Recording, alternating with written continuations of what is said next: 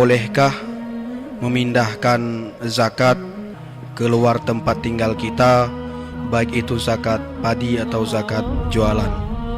Hukum kutubiyat zakat luar daerah.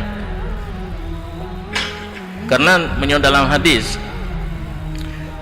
sadaqatun tu'khadhu min niyaihim wa turadu ila fuqaraihim.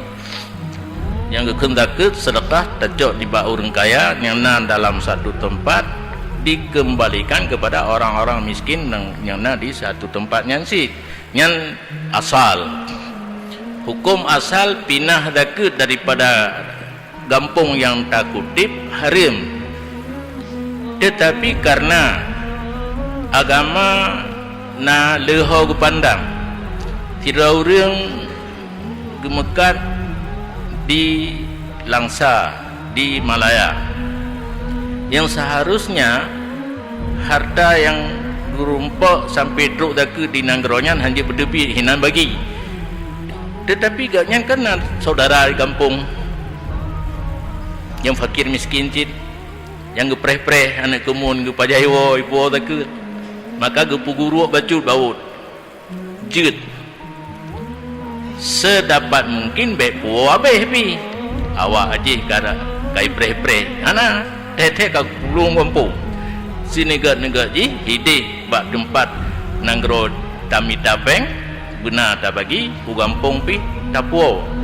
Yang tapuo kampung dua hikmah ji. Pertama menyatajuk kepada mustahik di kampung gelah ke zakat. Yang kedua silaturahmi. Menyopengkan zakat kan gahan bak tajuk. Oh 5 ribu sang kata payah tapit mata tajuk kumawa kampung. Tapi karena ada wajib mesti peluh pi tajuk. Menancik ke gurai tu. Katrip tan anak tajak bak gure karena kana zakat bacut tajak berok-rok tapi tak pegang baju bela bacut menyata je tak pegangnya sedekah wajib tak ia maju ulangnya sampai kenang dot tu. Jadi sedekah dan silaturahmi menyata puau kampung. Tapi pendapat lain ditulis bahkan dalam kitab Jawa jid beramal hana pupukan mutlak pendapat lain jid beramal. Ya hukum asal lagi je, tapi guru bawa bacut jid puau kampung tapi be abetat beglah kemawa macut apa gure kampung gajit.